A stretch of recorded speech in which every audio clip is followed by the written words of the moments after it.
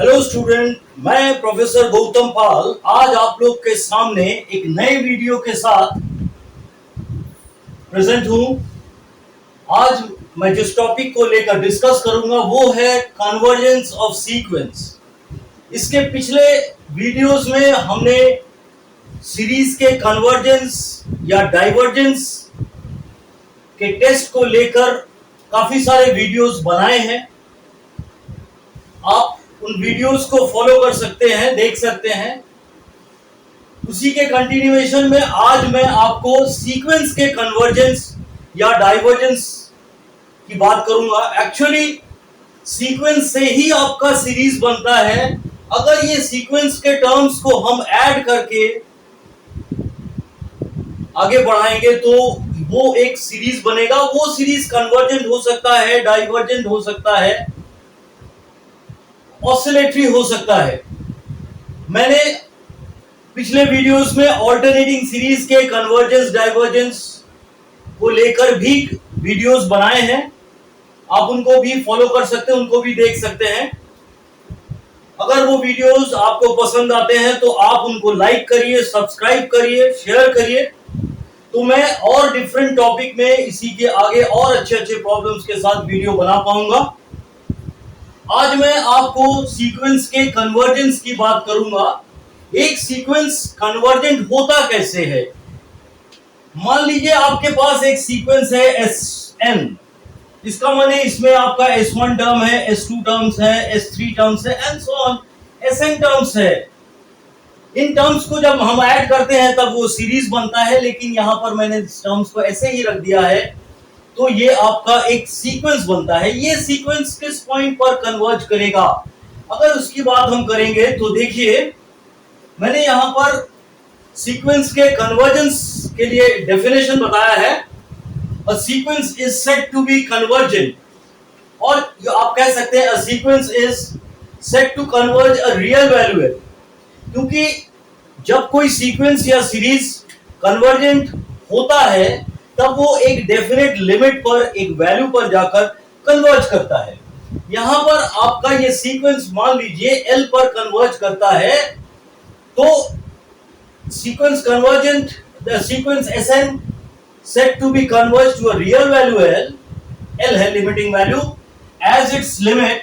यहां पर L को हमने लिमिट बताया है फॉर ईच एप्सिलॉन। एप्सिलॉन एक वैल्यू है, एक पॉजिटिव वैल्यू है, देयर एग्जिस्ट। तो एक नंबर एग्जिस्ट करेगा, एक पॉजिटिव इंटीजर एग्जिस्ट करेगा m, जो कि आपके n पर डिपेंड करेगा। ये जो एप्सिलॉन आपने लिया है वो एप्सिलॉन, ये m जो इंटीजर लिया है वो आपके n पर डिपेंड करेगा, such that mod of Sn minus L, ये सीक्वेंस माइनस लिमिट, ये वो एप्सिलॉन से छोटा होगा, जो कि हमारा एप्सिलॉन एक पॉजिटिव नंबर है। ये for all n greater than equal to m। इसी तरह से हम इसको लिख सकते हैं limit n tends to infinity Sn is equal to L। जो L है आपका, ये आपका सीक्वेंस का लिमिट है। इसका माने इस पॉइंट पर ये लिमिट कन्वर्ज कर रहा है। अब मैं आपको थोड़ा बाउंड्स ऑफ ए सीक्वेंस की बात करता हूं। बाउंड्स माने क्या है? बाउंड्स एक्चुअली दो तरह का है। एक है आपका अपर बाउंड, एक है आपका लोअर बाउंड। इसका माने क्या, ये एंटायर जो सीक्वेंस Sn है, ये कोई दो पर्टिकुलर वैल्यू के बीच में हमेशा रहेगा। आप चाहे जितने भी सीरीज सीक्वेंस के टर्म ले लें, ये सीक्वेंस के टर्म हमेशा एक फिक्स वैल्यू कैपिटल के और एक फिक्स वैल्यू स्मॉल के बीच में ही रन करेगा, या बोल सकते हैं लाई करेगा। यहां पर के आपका अपर बाउंड है, यहां पर के आपका लोअर बाउंड है। मैं कह सकता हूं कि कोई भी कन्वर्जेंट सीरीज अगर है तो वो हमेशा बाउंडेड होगा। ये सीक्वेंस आपका बाउंडेड है, के आपका अपर बाउंड है, स्मॉल के आपका लोअर बाउंड है। इसका माने क्या, आप लिख सकते हैं स्मॉल के less than equal to S1 S2, इस तरह से Sn। ये जो वैल्यू है ये आपका इन दोनों वैल्यू के बीच में है। सीक्वेंस के हर एक टर्म इन दोनों वैल्यूज के बीच में लाई करेगा और हम देख सकते हैं कि ये जनरली अपर बाउंड या लोअर बाउंड इसका ये लिमिटिंग वैल्यू होता है। अगर मान लीजिए ये सीक्वेंस मोनोटोनिक इंक्रीजिंग है, अभी मैं आपको बताता हूं मोनोटोनिक इंक्रीजिंग सीक्वेंस क्या होता है, तब ये जो अपर बाउंड है ये अपर बाउंड उसका लिमिटिंग वैल्यू हो जाएगा। और मान लीजिए कोई एक सीक्वेंस अगर वो मोनोटोनिक डिक्रीजिंग है तो उसका लिमिट लोअर लिमिट उसका लिमिटिंग वैल्यू हो जाएगा। इसका माने क्या, every convergent sequence is always a bounded sequence. यहां पर कोई भी वैल्यू Sn सीक्वेंस का कोई भी टर्म हमेशा इन दोनों वैल्यूज के बीच में रहेगा। तो मैं कह सकता हूं कि every bounded sequence is convergent. कैसे, ये देखिए, ये आपका डेफिनेशन में था, अगर कोई सीक्वेंस कन्वर्जेंट है तो mod of limit SL minus L is less then epsilon. Epsilon एक पॉजिटिव वैल्यू है, पॉजिटिव नंबर है, जो भी बोलिए, इस चीज को आप लिख सकते हैं। देखिए, mod of Sn minus L is less then epsilon. अगर एक बार ये मॉड वैल्यू पॉजिटिव लिया गया, एक बार ये वैल्यू नेगेटिव लिया गया, तो आप देखेंगे कि ये Sn माइनस L ये आपका लेस देन एप्सिलॉन होता है। तो आप लिख सकते हैं Sn is less than L plus epsilon. और अगर आपने इस वैल्यू को नेगेटिव लिया है तो minus of Sn minus L ये लेस देन एप्सिलॉन होता है। तो इसको इधर लेके जाते हैं तो हमें मिलेगा Sn minus L is minus epsilon. इस L को इधर ट्रांसफर करिए, so this will be L minus epsilon is less than Sn। इन दोनों को अगर मैं एक साथ लिखता हूं तो क्या होता है, आपके पास होता है L minus epsilon less than Sn less than L plus epsilon. अब आप इस वैल्यू को L प्लस एप्सिलॉन और L माइनस एप्सिलॉन को अपर बाउंड और लोअर बाउंड बोल सकते हैं। तो आप इसको लिख सकते हैं small k less than equal to Sn less than Sn less than capital K। इसको आपने स्मॉल k बताया, इसको आपने कैपिटल K बताया।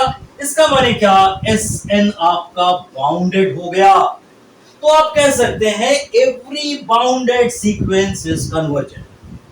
Every bounded sequence is convergent. और एक बात है, अब आपका ये जो बाउंडेड सीक्वेंस है जो कि कन्वर्जेंट है, साथ में साथ ये आपको मोनोटोनिक भी होना पड़ेगा। एक मोनोटोनिक सीक्वेंस ही कन्वर्जेंट होता है। मोनोटोनिक सीक्वेंस होता क्या है, अब आप देखिए,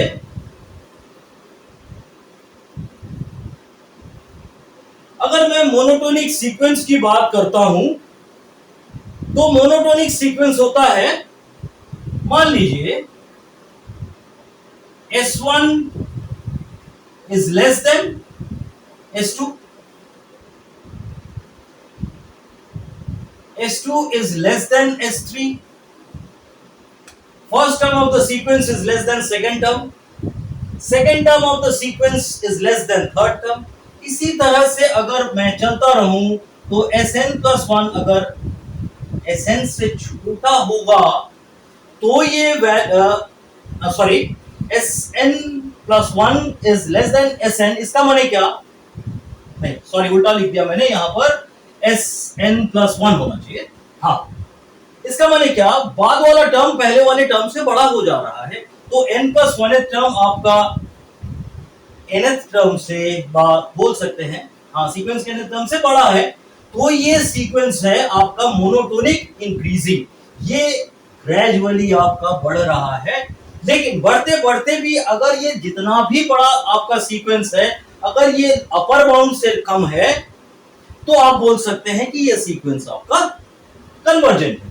ठीक इसी तरह से आप मोनोटोनिक, ये आपका इंक्रीजिंग सीक्वेंस था, इसी तरह से आप मोनोटोनिक डिक्रीजिंग सीक्वेंस की बात भी कर सकते हैं। वो क्या है देखिए, अगर मैं लिखूं S1 is greater than S2, second term पहले टर्म से छोटा है,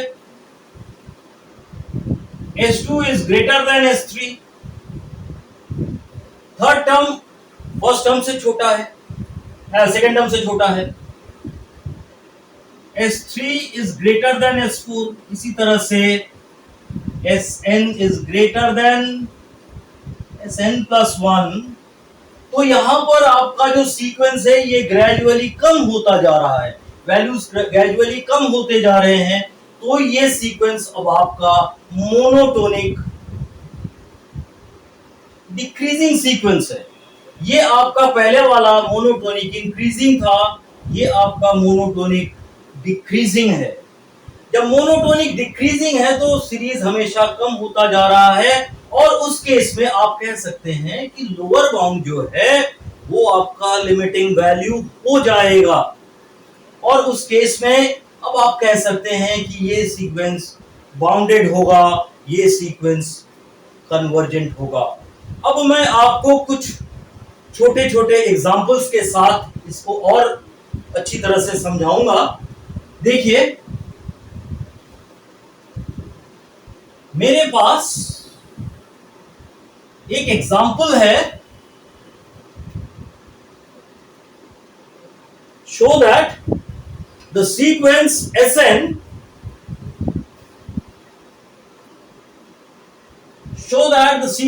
Sn is convergent where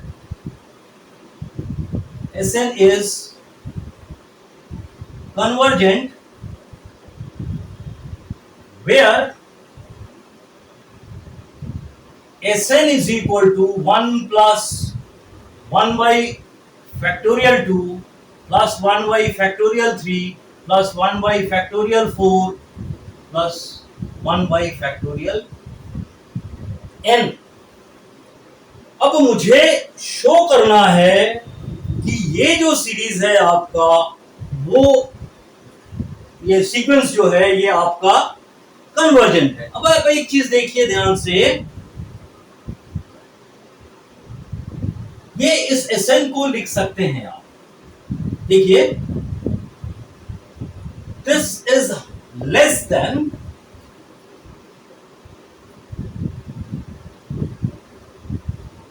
one plus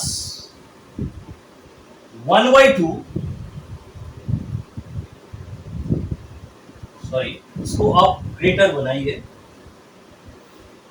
ये छोटा ही होगा, ये ठीक था, ये ठीक था, हाँ।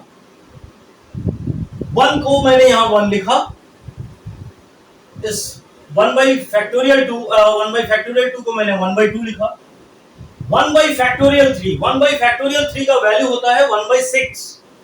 ये देखिए, ये आपका छोटा होगा 1/6, छोटा होगा 1/2 स्क्वायर से, 1/4 बड़ा है 1/6 से, 1 by factorial 4 माने 1/24, ये आपका बड़ा है 1/2 क्यूब से। इसी तरह से आप चलते चलते लिख सकते हैं 1/2 to the power of n। अगर मैं बड़े ध्यान से देखूं, ये आपका एक n टर्म्स का ज्योमेट्रिक सीरीज बन गया, ठीक है, ये आपका एक ज्योमेट्रिक सीरीज बन गया, तो इसका जो सम होगा आप लिख सकते हैं, ये पूरा Sn is less than 1 minus 1/2 to the power of n divided by 1 minus half। ये एक n टर्म्स के जीपी सीरीज का सम होता है, जिसका कॉमन रेशियो हाफ है, हाफ माने 1 से कम है। अब आप एक चीज देखिए, इसको आप लिख सकते हैं 2 1 माइनस हाफ माने हाफ, ऊपर कर दिया तो 2 1 minus 1/2 to the power of n, ये लेस देन हो गया आपका। तो Sn आपका लेस देन हो गया to 1 minus 1/2 to the power of n। अब आप दोनों तरफ लिमिट अप्लाई कर दीजिए, limit n tends to infinity, Sn is less than limit n tends to infinity to 1 minus 1/2 to the power of n। यहां पर 1/infinity आपका 0 होता है, तो ये वैल्यू आपको मिल गया 2। तो आपका जो Sn है, limit n tends to infinity is less than 2। यहां पर 2 आपका लिमिटिंग वैल्यू हो गया। इसका माने आप कह सकते हैं कि Sn इज लेस देन 2। इसका माने आपका Sn डेफिनेटली ये 0 से भी बड़ा है। अगर n आपको 1 लेते हैं तो ये 1 है, पहला टर्म, और nth टर्म आपका यही था। तो ये जो सीरीज, ये जो सीक्वेंस है आपका, ये हमेशा 0 और 2 के बीच में रहेगा। देयरफॉर ये सीक्वेंस आपका बाउंडेड सीक्वेंस हो गया। मैंने अभी आपको बताया कि every bounded sequence is convergent.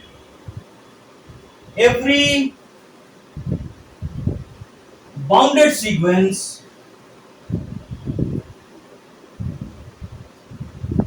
Is convergent, therefore Sn is convergent। तो ये आपका सीक्वेंस जो है ये कन्वर्जेंट हो जाता है। मैं एक और एग्जांपल आपके साथ डिस्कस करूंगा। देखिए,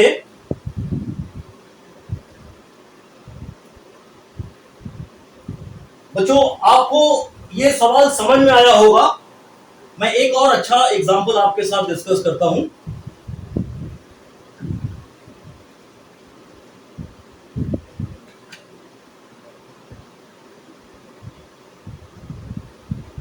देखिए,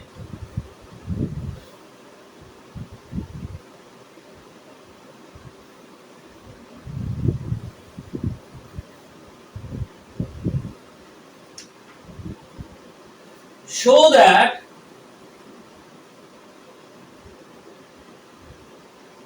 the sequence Sn is convergent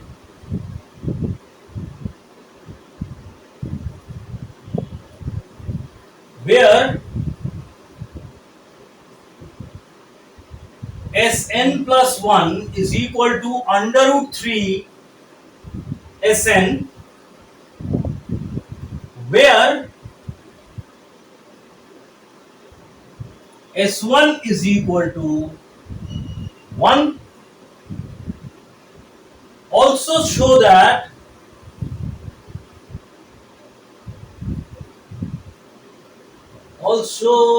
that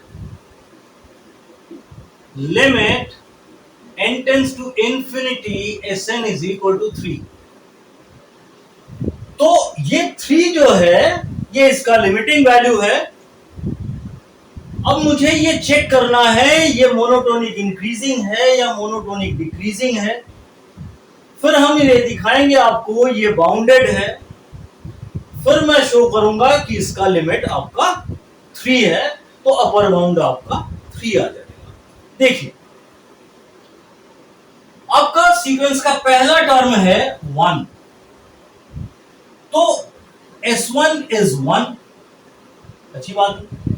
अगर मैं S2 की बात करूं तो यहां पर n को हमें 1 पुट करना पड़ेगा। तो S2 is equal to under root 3 of S1।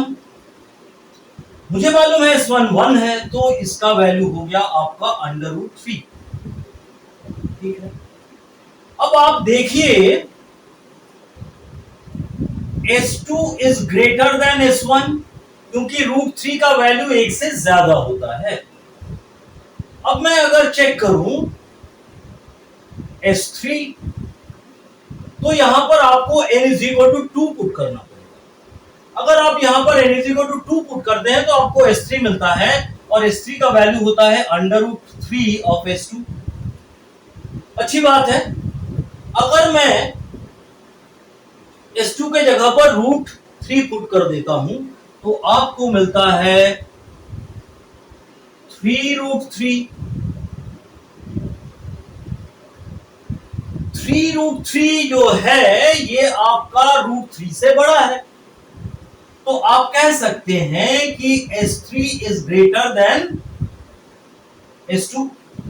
इसका जो न्यूमेरिकल वैल्यू है, इसका जो वैल्यू है वो हमेशा √3 से ज्यादा है। अच्छी बात है। इसी तरह से मैं प्रूफ कर सकता हूं कि S4 जो होगा वो S3 से बड़ा होगा। इसी तरह से मैं कह सकता हूं Sn+1 is greater than Sn। इसका मैं बोल सकता हूं कि ये सीरीज मोनोटोनिक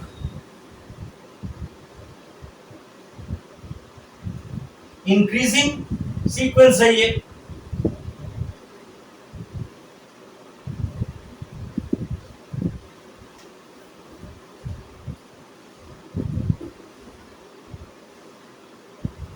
इंक्रीजिंग सीक्वेंस, अच्छी बात है। अब आप देखिए,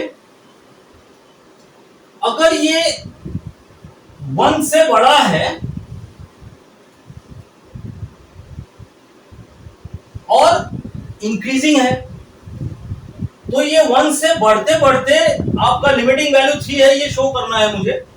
तो 1 से 3 के बीच में ये सारा सीक्वेंस आपका लाई करेगा। अभी देखिए, लिमिटिंग वैल्यू जो होता है वो यूनिक होता है।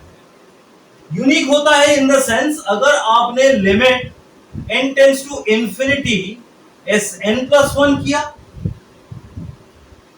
वही आपका होगा limit n tends to infinity Sn। आप सीक्वेंस को जितना भी आगे लेके जाइए, आपका लिमिटिंग वैल्यू नहीं चेंज होता है। लिमिटिंग वैल्यू फिक्स्ड है और यूनिक है। चाहे आप n+1 टर्म लीजिए या Sn n टर्म्स लीजिए, आपका लिमिटिंग वैल्यू हमेशा सेम रहेगा। मान लीजिए वो सेम लिमिटिंग वैल्यू है आपका L। अब मैं क्या लिख सकता हूं, देखिए, limit n tends to infinity Sn+1 के जगह पर √3Sn is equal to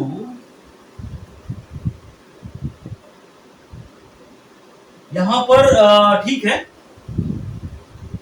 limit n tends to infinity Sn लिख दिया मैंने।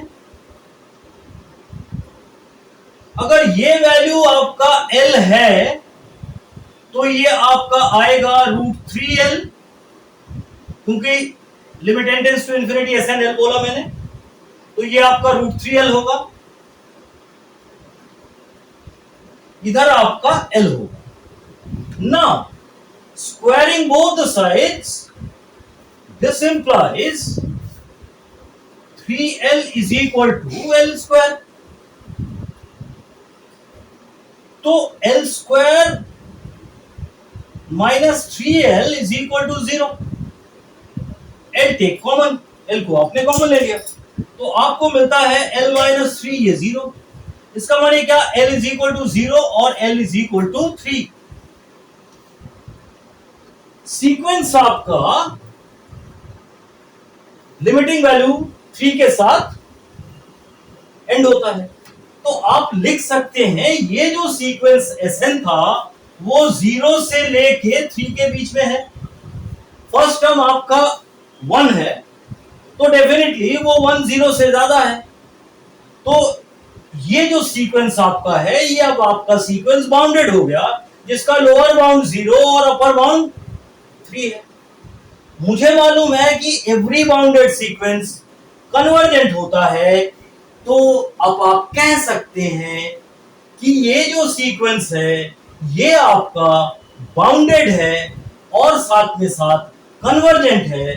with the limiting value 3. Hope आपको ये सवाल समझ में आया होगा. मैं एक और एग्जांपल आपके साथ डिस्कस करता हूं. देखिए बच्चों, एक सीक्वेंस है ए एन, जिसका n प्लस वन टर्म आपका है a n plus one is equal to 1/2 a n plus 9/an, where a1 greater than 0 और इसका लिमिटिंग वैल्यू है limit n tends to infinity. ये n आपका p है, ये इसका लिमिटिंग वैल्यू है. तो इसके कन्वर्जेंस टेस्ट करने के लिए पहले मुझे चेक करना पड़ेगा कि ये सीरीज आपका मोनोटोनिक इंक्रीजिंग है या डिक्रीजिंग है. उसके बाद मुझे शो करना पड़ेगा ये सीक्वेंस आपका बाउंडेड होगा. मुझे मालूम है कि कोई सीक्वेंस अगर बाउंडेड है, मोनोटोनिक इंक्रीजिंग या डिक्रीजिंग है, तब वो कन्वर्जेंट है. और साथ में साथ मैं एक चीज और आपको यहां पर प्रूफ करूंगा कि इसका लिमिटिंग वैल्यू 3 है. अच्छा, इसका जो पहला वाला टर्म है, ये पहला वाला टर्म आपका पॉजिटिव है, a1 इज ग्रेटर देन 0. तो मैं पहले चेक करता हूं a2 माइनस a1 क्या होगा. a2 पाने के लिए मुझे यहां n is equal to 1 put करना होगा. तो मुझे मिलेगा यहां से 1/2 a1 plus 9/a1 minus a1. मैं लिख सकता हूं 1/2 a1 square plus 9/a1 minus a1. इसको मैं लिख सकता हूं a1 square plus 9 minus 2 a1 square divided by 2a1. इसको मैं लिख सकता हूं 9 minus a1 square divided by 2a1. मैं देख रहा हूं यहां पर कि a1 आपका पॉजिटिव है. अगर मैं a1 को लेस देन 3 लेता हूं तो a1 स्क्वायर आपका लेस देन 9 होगा. तो उस कंडीशन में ये आपका पॉजिटिव हो जाएगा. 9 minus a1 square is greater than 0, a1 is also greater than 0. So a2 minus a1 greater than 0. This implies a2 is greater than a1. Second term पहले टर्म से बड़ा हो गया तो ये इंक्रीजिंग होगा. सिमिलरली मैं प्रूफ कर सकता हूं a3 माइनस a2 ये भी ग्रेटर देन 0 होगा. तो a3 ग्रेटर देन a2 होगा. अब मैं शो कर रहा हूं an प्लस 1 माइनस an ये भी आपका ग्रेटर देन 0 होगा. मैं चेक करूं तो आपको लिख सकता हूं, आपको ये दिखाऊं a1 square a1 sorry an लिखूं मैं an plus 9/an minus an. ये आपका होगा 1/2 an square plus 9 minus 2an square. इसको मैं लिख सकता हूं 9 minus an square divided by 2an. ये ग्रेटर देन 0 होगा if an is less then 3. इसका मतलब मैं देख रहा हूं कि हर एक टर्म a1 से लेके an तक हर टर्म 3 से कम है. ये सीक्वेंस आपका एक तो मोनोटोनिक इंक्रीजिंग है, साथ में साथ हर एक टर्म 3 से कम है. इसका मतलब ये सीक्वेंस का अपर बाउंड हो गया 3. तो आप लिख सकते हैं ये वाला जो सीक्वेंस an है ये 0 से बड़ा है और 3 से कम है, छोटा है. इसका मतलब ये सीक्वेंस आपका बाउंडेड है. Monotonic increasing with bounded sequence. मैं जानता हूं कि बाउंडेड सीक्वेंस कन्वर्जेंट होता है और ये इंक्रीजिंग भी है, बाउंडेड है, इसका माने ये कन्वर्जेंट है। every every bounded monotonic increasing sequence is convergent, therefore this the given sequence is convergent। अब आपको शो करना है कि ये सीरीज ये सीक्वेंस का लिमिटिंग वैल्यू 3 होगा। देखिए मैं शो करता हूं यहां से, इस सीक्वेंस का लिमिटिंग वैल्यू 3 है।